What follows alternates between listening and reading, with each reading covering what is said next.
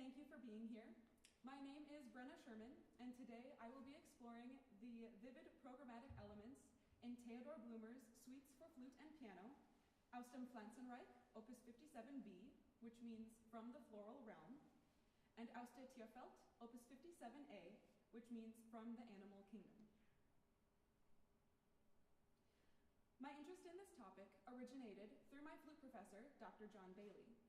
About 2 years ago, during a flute studio class, I heard the music of Theodor Blumer for the first time and was immediately captivated by it. Dr. Bailey, together with the Moran Quintet, which was the resident faculty woodwind quintet at the University of Nebraska-Lincoln, have recorded several of Blumer's chamber works, and he introduced this repertoire to our studio. During that discussion, he noted that there is currently no comprehensive official biography or major scholarly study of Theodor Blumer, and that his name remains unfamiliar to most musicians. Therefore, this presentation serves a dual purpose. First, to introduce listeners to Blumer's music, which I have grown greatly fond of, and second, to shed light on the life and work of this largely overlooked composer. This is Theodor Blumer. He was a German composer, pianist, theorist, and conductor during the early 20th century. Blumer spent his early life in Dresden, where he later studied at the Dresden Conservatory. After graduating, he worked as a freelance pianist, accompanist, and composer in the city. In 1925, he was appointed director of the Dresden Radio Orchestra, and 6 years later became the conductor of the Middle German Radio Orchestra in Leipzig. With the outbreak of the Second World War, radio broadcasting activities were interrupted, several of his manuscripts were destroyed in a 1944 bombing raid, and Blumer's professional career was severely affected. His association with the Nazi Party had a devastating impact on his career.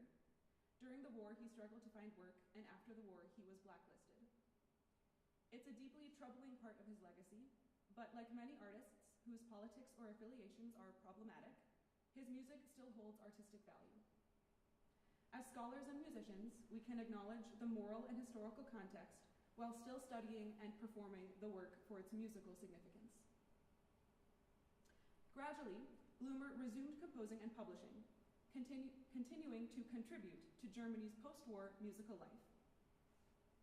In his later years, he retired to Berlin, and upon his death in 1964, he was buried in Dresden at his own request near the grave of Carl Maria von Weber. Throughout his career, Blumer had a prolific output of music across a wide range of genres. Over the course of his life, he composed 2 operas, 3 symphonies, several orchestral suites and overtures, a number of concertos, including concertos for piano, cello, viola, and the flute, 6 woodwind quintets, 2 woodwind sextets, and 8 works for flute and piano, culminating in 113 published and available works. This list represents his surviving compositions and does not include the many manuscripts that were destroyed or left unfinished. Here are the lists of works that particularly feature the flute. On the left are his works, chamber works for flute, and on the right are his works for flute and piano or flute and orchestra. This aspect of Blumer's output is particularly noteworthy because flute music from the late 19th and early 20th centuries saw a marked decline in popularity and remains largely unheard to this day. For this reason, any substantial and well-crafted flute music from this era merits consideration for resurrection. Blumer's contributions are especially valuable. His writing demonstrates a clear understanding of the instrument's capabilities, and his works are both idiomatic for the performer and engaging for the listener. The reason Blumer produced such an extensive body of music for the flute was his close association with the wind ensemble of the Dresden State Opera, the wind quintet of the Royal Music Chapel of Dresden, and the flutists who performed within these ensembles.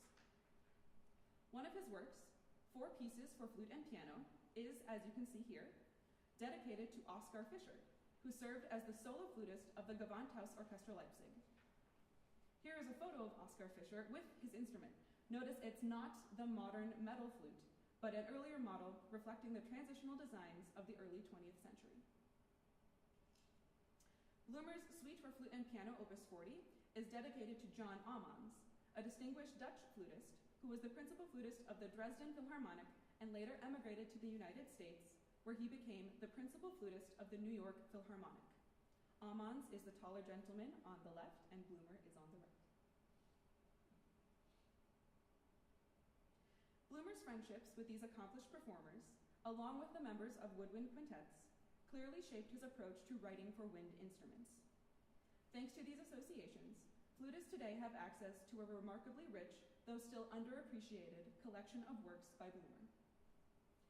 It's unfortunate that these contributions, and many others like them, remain largely unknown, as they not only showcase the instrument's expressive and technical abilities, but also reveal Bloomer's craftsmanship as a sophisticated and imaginative composer. The elements of Bloomer's music that make it worthy of renewed attention are firmly rooted in Romantic-era traditions. Firstly, like many composers of the Romantic period, Bloomer broke away from the strict key relationships characteristic of the Classical and Baroque eras. He frequently explores distantly related keys and chromatic mediums. In general, Bloomer uses an expanded harmonic and melodic language, employing complex and varied chords and chordal progressions. Melodically, he favors chromaticism and great rhythmic diversity, incorporating elements such as syncopation, polyrhythms, and hemiolas, even in his simpler melodies. Bloomer also makes frequent use of rubato and tempo changes to enhance dramatic expression, which is another trope of Romantic composition. His use of range and articulation are also Romantic in style, favoring a wide range and large variety of articulations. Finally, some of his music is programmatic. Program music is instrumental music that tells a story, evokes a scene, or expresses a specific idea, often with reference to narrative or poetic sources. Program music is also commonly inspired by myths, legends, and nature. In the piece I will play today, each movement is assigned a descriptive title inspired by nature, and he uses the harmonic, melodic, and rhythmic tools described here to vividly portray each programmatic element. Furthermore, this music is salon music, music meant to be played in the intimate setting of the salon or parlor, for the enjoyment of the educated middle and upper classes of Bloomer's time. It was intended as refined entertainment, easy on the ear, immediately appealing, and filled with gestures that the audience could easily recognize and appreciate. For instance, the formal design of these works is simple and familiar, typically some variant of an ABA form, in which the opening material returns again at the end. Likewise, the design is often tonally closed, meaning each movement begins and ends in the same key, offering a clear sense of resolution. What elevates Bloomer's music above the amateur salon idiom is its performer's sophistication. For this reason, I won't be focusing on form today. It serves primarily as a stable framework rather than a source of programmatic meaning. The expressive and programmatic qualities in Bloomer's music lie in the musical elements I've listed here. His adventurous key relationships, rich harmonic palette, lyrical melodies, nuanced rubato, extended range, and complexity of articulations which transform what could have been simple salon pieces into works of real artistic and technical substance.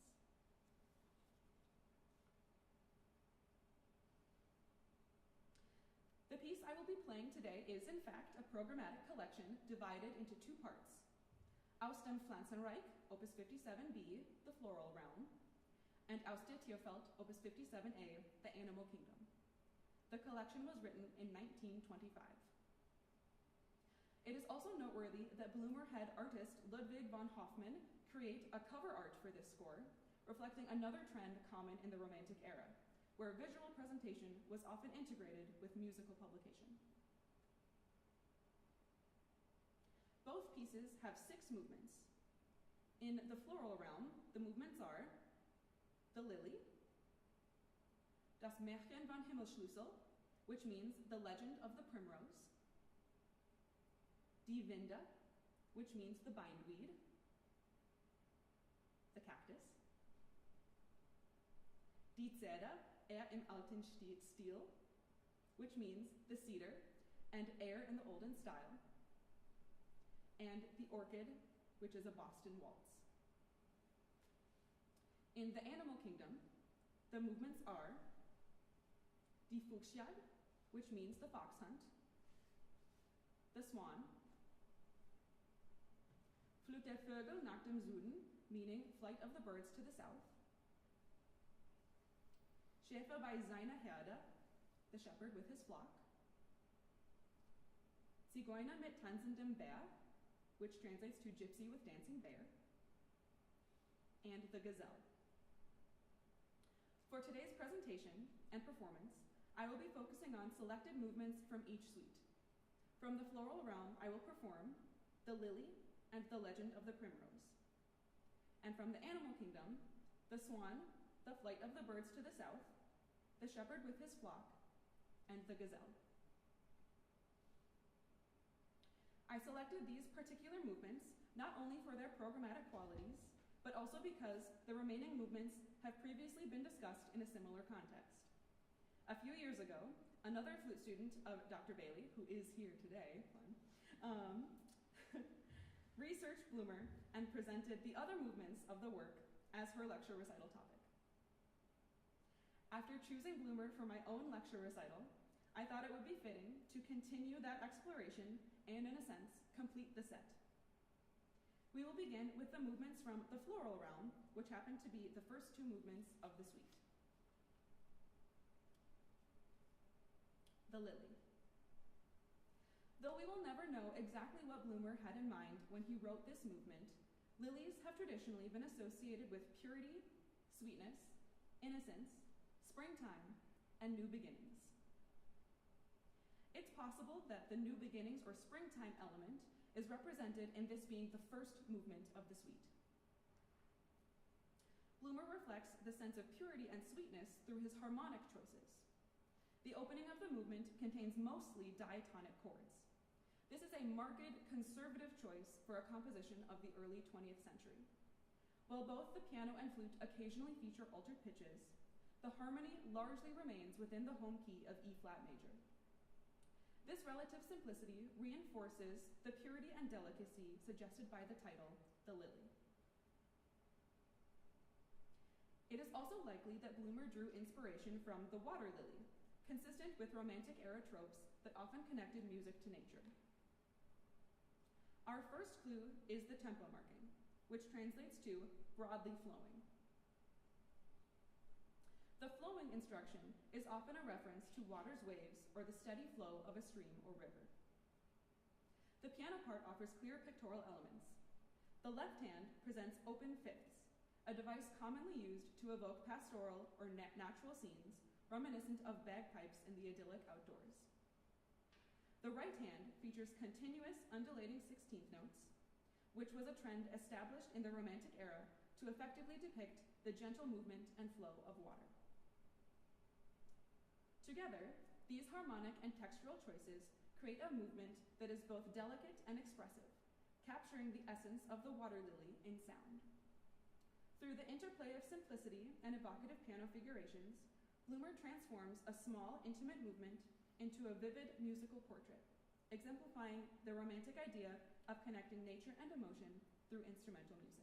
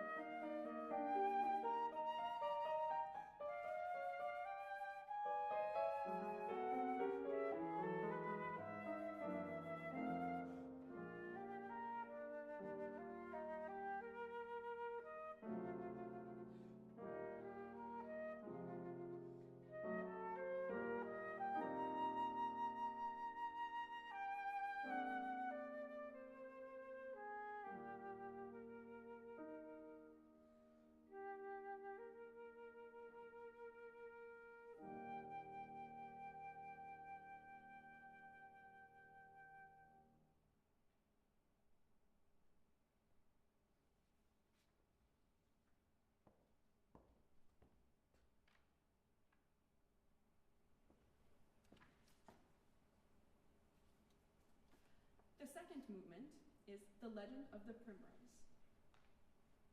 The title uses the German word Himmelschlüssel, which literally translates as heaven key or key to heaven. According to the legend, the primrose is the key to heaven or the entrance to fairyland. This meaning evokes a sense of wonder and enchantment. It's possible that Bloomer employs strategic key relationships to move us from our world to fairyland. One standard expectation set in the Baroque and Classical eras was that the keys of movements within a work remain closely related, meaning they are separated by only one sharp or flat.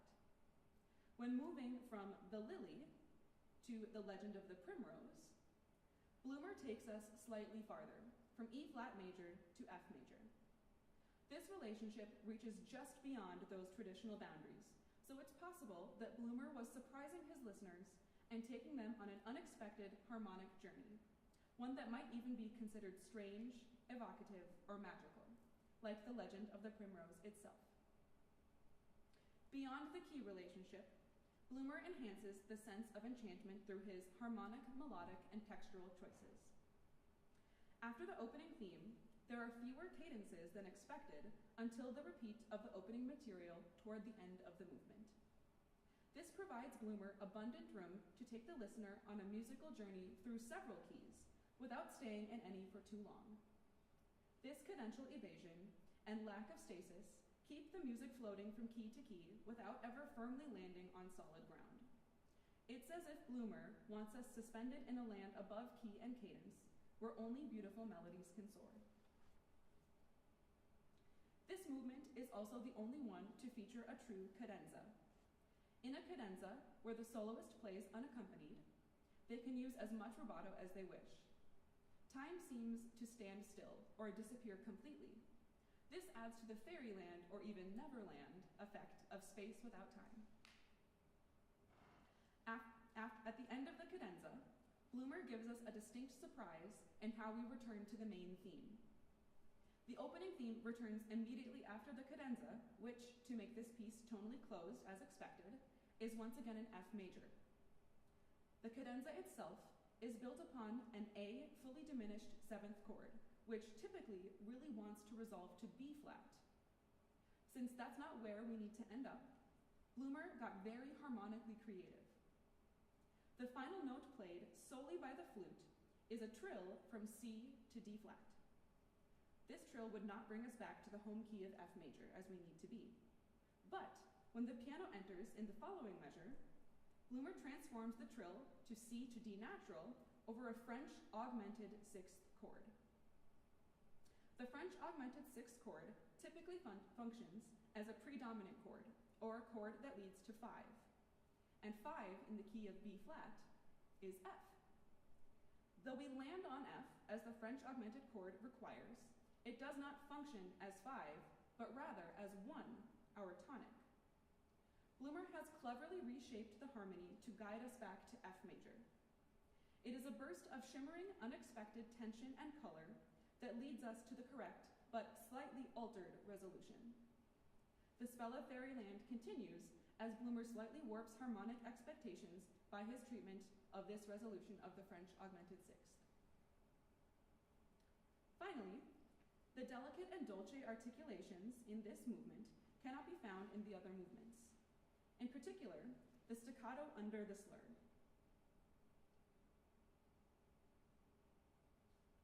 This rather ambiguous notation means to articulate the note in the softest way possible. Extremely dolce, delicate, and fragile, as we might even imagine fairies to be. These elements of the key relationships, lack of formal cadences, the cadenza, the surprise at the end of the cadenza, which I'm sorry I've kind of spoiled, but it'll be nice for you to hear, the delicate articulations all contribute to the movement's otherworldly character, making the listener feel as if they have truly entered a realm of fairy tale imagery. I encourage you to listen for them as Stefan and I play The Legend of the Primrose.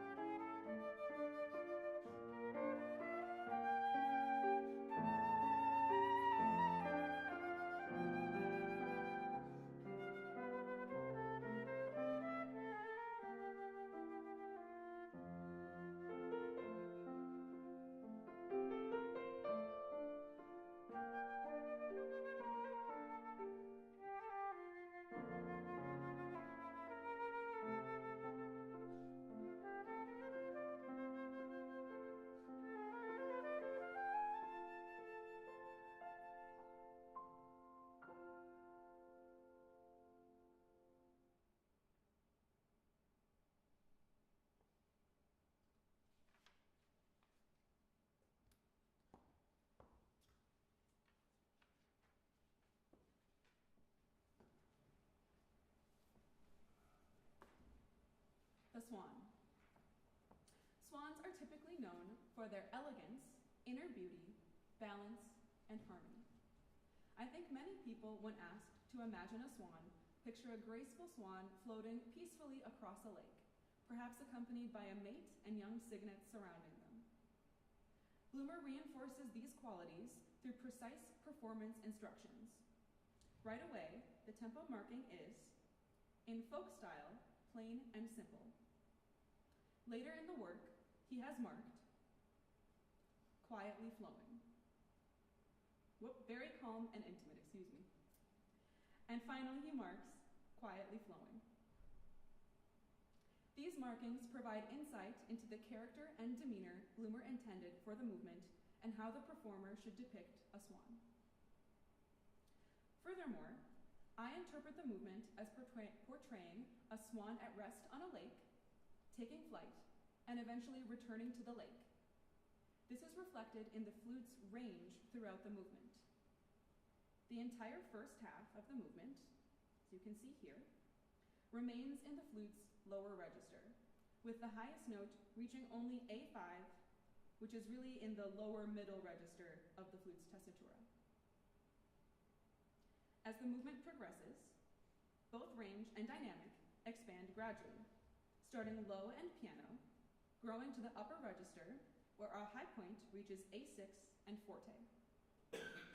Then, the line descends in range and dynamic again, so that by quietly flowing, the flute is already at a piano dynamic in the middle register again. This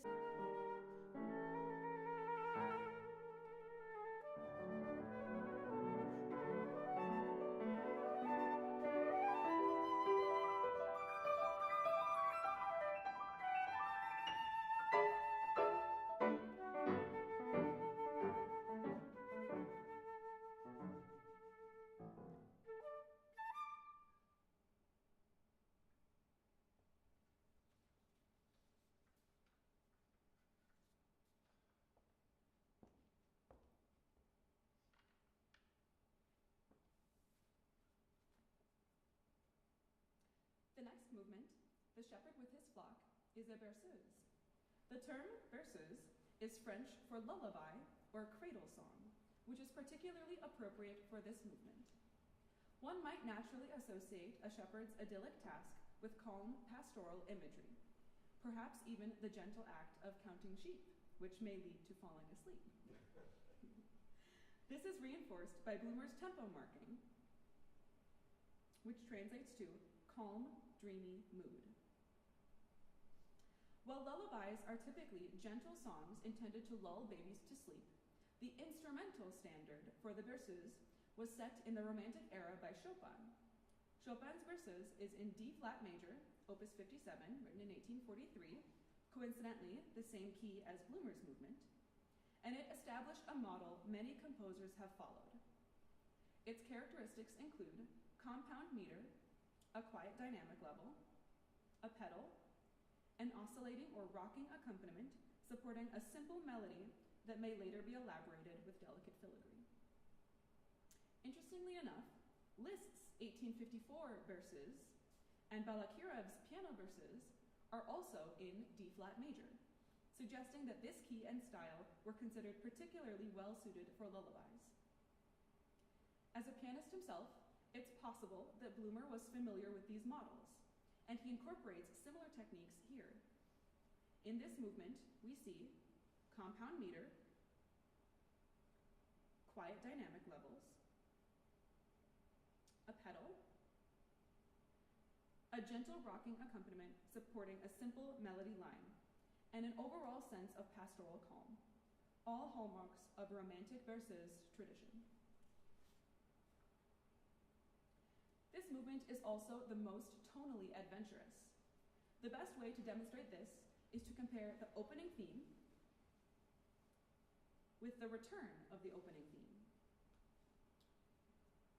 Notice how in the first two measures, the original theme is firmly rooted in D-flat major, but in the return of the opening theme, D-flat major is not recognizable. In this measure, we have two Fs, and then it deviates, A flat versus A natural, B flat versus B natural, and then D flat, our tonic, versus D natural in the return of the opening theme, and then E flat versus E natural, before returning to D flat in both examples. All in the first two measures of what we expect to be a perfect repetition of our recognizable opening theme. The unusual tonal and harmonic choices, such as this, can be found throughout the movement. It's possible that Bloomer's unusual tonality is representing the dreamy mood that Bloomer was trying to portray in this movement. Now Stefan and I will perform Bloomer's lullaby, inviting you into this tranquil pastoral world, the shepherd with his flock.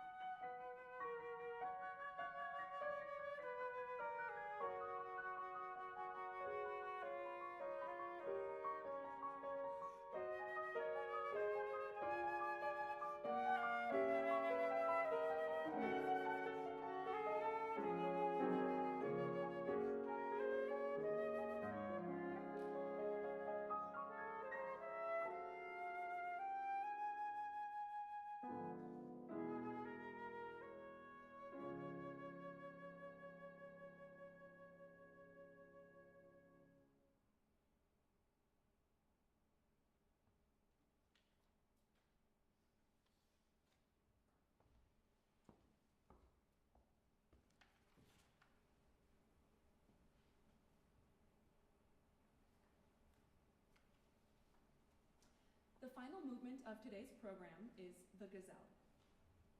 The gazelle is known for its fast speed, agility, and gracefulness. Bloomer's tempo marking translates to light and freshly moving, and perfectly captures the character of this movement. It is the fastest movement in the collection, and just as the gazelle bounds gracefully across the landscape, the flute leaps forward with agility and energy.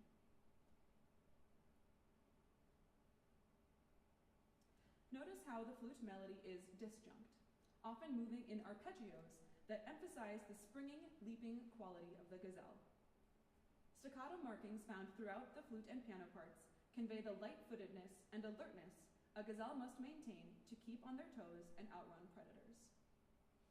In the final measure presented here, Bloomer introduces a quickening pace and a hemiola rhythm, suggesting the gazelle's sudden, agile change of direction, changing paths to lose their predators, or sometimes their accompanist.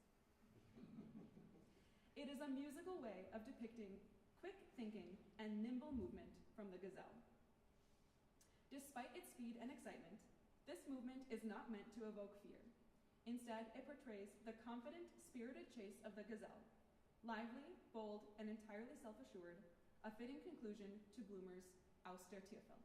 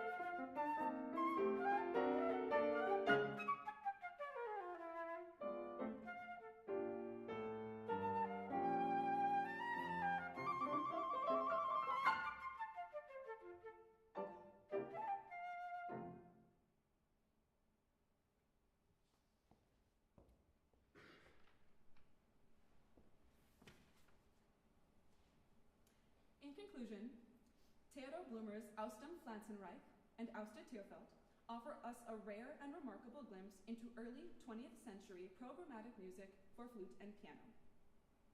Throughout today's selections, we have seen how Bloomer combines sophisticated harmonic language, expressive melodic writing, and detailed performance markings to bring vivid imagery to life, from the delicate purity of the lily to the magical world of the legend of the primrose, the serene elegance of the swan, the playful and migratory flight of the birds to the south, the lullaby-like shepherd with his flock, and the nimble energy of the gazelle. Bloomer's music demonstrates not only the flute's unique capabilities, but also the enduring appeal of romantic ideas, expressive nuance, imaginative storytelling, and technical artistry. While his work has remained relatively unknown, it is clear that his compositions are both musically sophisticated and deeply rewarding for performers and listeners alike.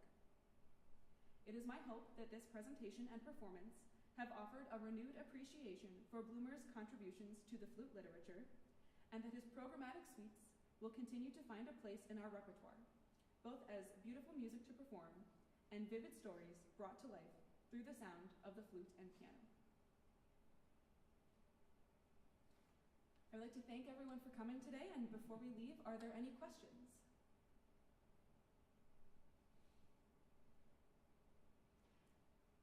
Well, I'd also like to say that the next steps in this research are going to be writing a biography of Theodor Bloomer and incorporating this information into my dissertation. There have also been several pieces by Bloomer that have not been professionally recorded, or to my knowledge, even recorded at all. And so that will be another next step, is to get his music recorded, maybe on a CD or online, so that more people can hear his music. Thank you so much. Outside, there is a little table. If the first person out there can take the sheet off of it, then be careful. And then I'd like everyone to please enjoy all the food that's there. I don't want to take any of it home. Thank you so much for being here on the live stream as well, and I hope you have a wonderful rest of your day.